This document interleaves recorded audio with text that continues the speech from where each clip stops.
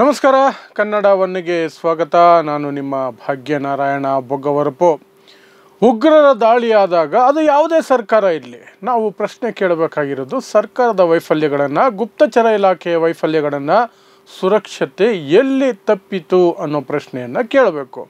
ಆದರೆ BJP ಆಡಳಿತದಲ್ಲಿ ಅದು ಉಲ್ಟಾ.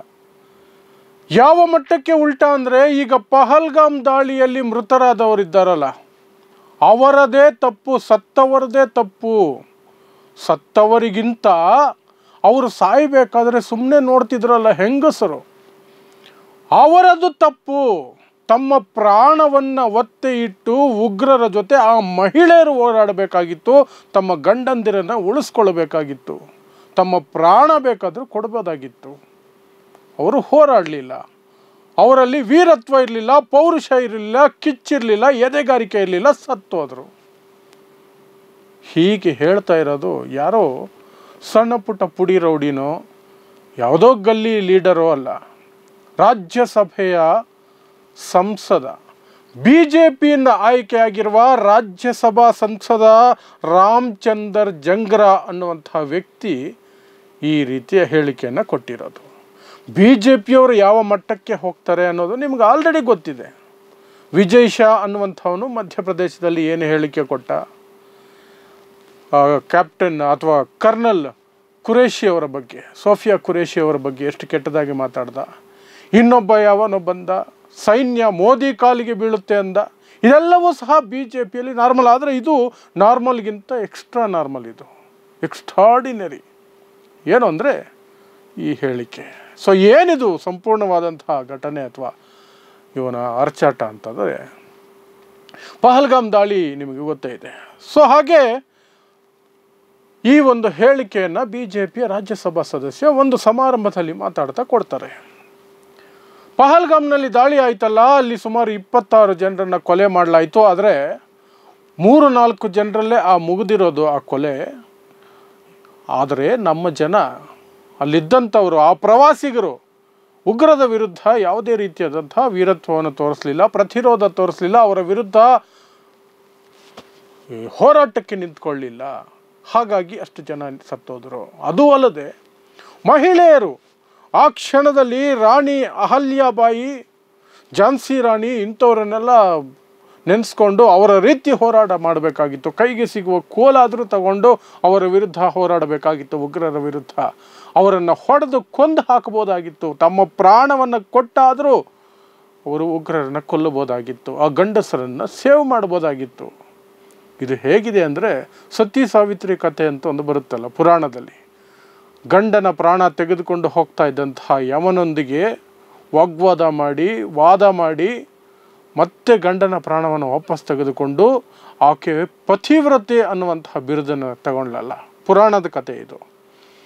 ಆ ರೀತಿ ಗಂಡ ಸಾಯಬೇಕಾದ್ರೆ ಗಂಡನಿಗಿಂತ ಮೊದಲು ಇವರೇ ಎದೆ ಕೊಟ್ಟು ಉಗ್ರರ ಜೊತೆ ಹೋರಾಡಿ ಜೀವ ಕೊಡಬೇಕಾಗಿತ್ತು. ಗಂಡ ಸಾಯೋದಕ್ಕೆ ಬಿಟ್ಟಿದ್ದಾರೆ ಅಂತ ಆಲ್ಮೋಸ್ಟ್ ಹೇಳ್ತಿರೋದು ಈ ಪುಣ್ಯಾತ್ಮ.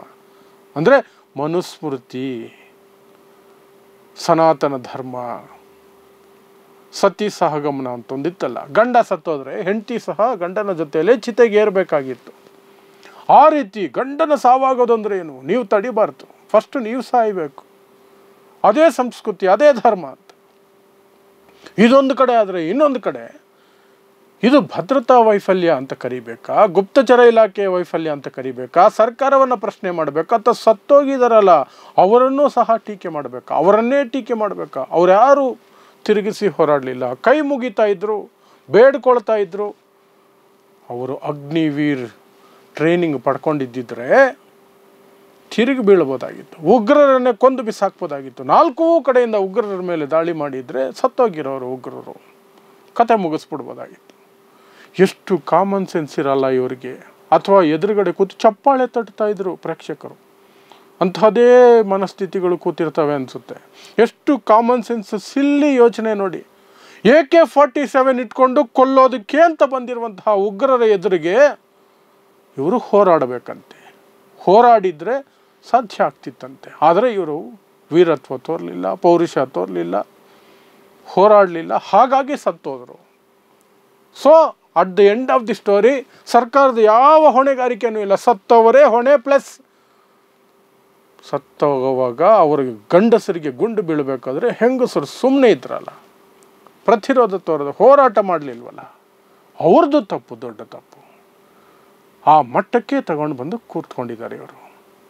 ಈಗ ಈ ಪುಣ್ಯಾತ್ಮ ರಾಜ್ಯಸಭಾ ಮೆಂಬರ್ ಈತನ ವಿರುದ್ಧ ಏನಾದರೂ ಕ್ರಮ ಕೈಗೊಳ್ಳುತ್ತಾ ಮಹಿಳಾ ಆಯೋಗ?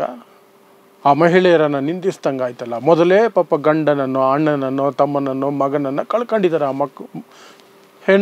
ಮಹಿಳೆಯರು. ಪ್ರವಾಸಕ್ಕೆ ಅಂತ ಹೋಗಿದ್ರು. ಅವರೇನು ಯುದ್ಧಕ್ಕೆ ತಯಾರಿ ನಡೆಸ್ಕೊಂಡು ಹೋಗಿದ್ರ? ಪ್ರವಾಸಕ್ಕೆ ಹೋದವರು ಬಂದೂಕು ಹಿಡ್ಕೊಂಡು AK-47 ಹಿಡ್ಕೊಂಡು ಯಾರಾದರೂ ಎದುರುಗಡೆ ಬಂದಾಗ ಏನು ಮಾಡೋದಕ್ಕೆ ಸಾಧ್ಯ ಇದೆ? ಅಥವಾ ಇವರು ಕೂಡ ಎಕ್ಸಾಂಪಲ್ಸ್ ಇದೆಯಲ್ಲ, ರಾಣಿ ಅಹಿಲ್ಯಾಬಾಯಿ, ಝಾನ್ಸಿ ರಾಣಿ ಈ ರೀತಿ ಹೋರಾಡಬೇಕಾಗಿತ್ತು ಅಂತ. ಅವರೆಲ್ಲ ಯುದ್ಧಕ್ಕೆ ಸಿದ್ಧರಾಗಿ ಟ್ರೈನಿಂಗ್ ಪಡ್ಕೊಂಡು ಕುದುರೆಗಳ ಮೇಲೆ, ಆನೆಗಳ ಮೇಲೆ ಎದುರು ಬದುರಿಗೆ ತಮ್ಮ ಸೈನ್ಯವನ್ನು ತಗೊಂಡು ಹೋಗಿ ಶತ್ರು ಸೈನ್ಯದ ಎದುರುಗಡೆ ನಿಂತು ಹೋರಾಡಿದ್ರು. ಇವರು ಹೋಗಿದ್ದು ಆ ರೀತಿ ಹೋರಾಡುವ ಮನಸ್ಥಿತಿಯಿಂದನ, ಹೋರಾಡುವ ಸಿದ್ಧತೆಯಿಂದನ ಇವರು ಹೋಗಿದ್ದು ಪ್ರವಾಸಕ್ಕೆ.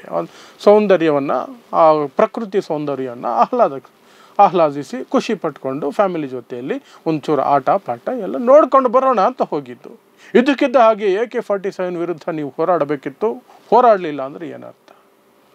ಎಷ್ಟು ನಾನ್ಸೆನ್ಸ್ ಅಲ್ವಾ ಇದು? ಸೊ ಇವರು ಬಂದಿರುವಂತಹ ಕನ್ಕ್ಲೂಷನ್ ನೋಡಿ, ಎಂಥ ಕನ್ಕ್ಲೂಷನ್.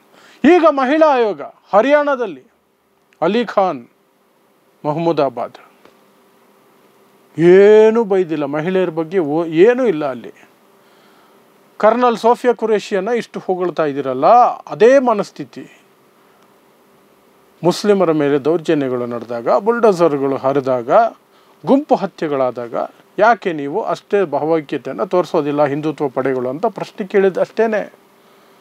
ಅದರ ಹೆಸರಿತ್ತಲ್ಲ ಅಲಿ ಖಾನ್ ಮೆಹಮೂದಾಬಾದ್, ಅಷ್ಟು ಸಾಕಿತ್ತು. 2 ಕೇಸ್ ಹಾಕಿ ಜೈಲಿಗೆ ಹಾಕಿ ಈತನ ವಿರುದ್ಧ. ಅಯ್ಯೋ, ಆ ವಿಜಯ್ ಶಾ ವಿರುದ್ಧನೇ ಯಾವ ಕ್ರಮನೂ ಕೈಗೊಳ್ಳಲಿಲ್ಲ. ಕರ್ನಲ್ ಸೋಫಿಯಾ ಖುರೇಷಿನ ಪಾಕಿಸ್ತಾನದ ಸೋದರಿ, ಉಗ್ರರ ಸೋದರಿ ಅಂತ ಕರೆದವನ ಮೇಲೇ ಯಾವುದೇ ಕ್ರಮ ಇಲ್ಲ, ಒಂದು ನೋಟಿಸ್ ಇಲ್ಲ. ಕನಿಷ್ಠ ಅವನನ್ನು ಮಂತ್ರಿ ಸ್ಥಾನದಿಂದಲೂ ತೆಗೆದಿಲ್ಲ. ಅವನು ಹೇಗಿದ್ದನೋ ಹಾಗೇ ಇದ್ದಾನೆ.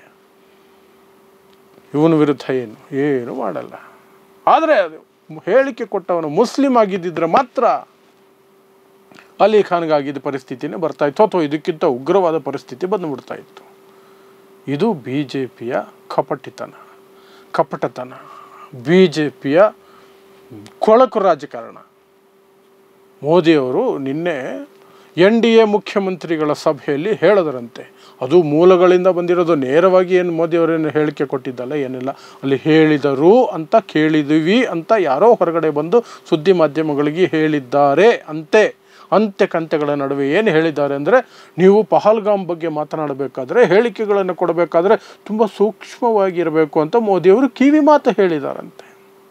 ಕಿವಿ ಮಾತು ಅಷ್ಟೇ. ವಿಜಯ್ ಶಾ ಆಗಬಹುದು, ಇನ್ನೊಬ್ಬ ಯಾರೋ ಆರ್ಮಿನೇ ಮೋದಿಯವ್ರ ಕಾಲಿಗೆ ಬೀಳುತ್ತೆ ಅಂದವರಾಗಿರ್ಬೋದು, ಇಂಥವರಾಗಿರ್ಬೋದು, ಇವ್ರಿಗೆ ನೇರವಾದಂತಹ ಯಾವ ಸೂಚನೆಗಳಿಲ್ಲ, ಯಾವ ಎಚ್ಚರಿಕೆಯೂ ಏನೂ ಇಲ್ಲ. ನೀವು ಮುಂದುವರಿಸಿ, ಬಿಹಾರದ ಎಲೆಕ್ಷನ್ ಇದೆ, ಇಂಥದ್ದೇ ಬೇಕಾಗಿರೋದು, ಮುಂದುವರಿಸಿ ಇಷ್ಟೇ ಇವ್ರದ್ದು. ಸೊ ಇಂತಹದ್ದೇ ಸುದ್ದಿಗಳಿಗಾಗಿ ನೋಡ್ತಾ ಇರಿ ಸಮ ಸಮಾಜಕ್ಕಾಗಿ ಕನ್ನಡ 1 ನ್ಯೂಸ್. ನಮಸ್ಕಾರ.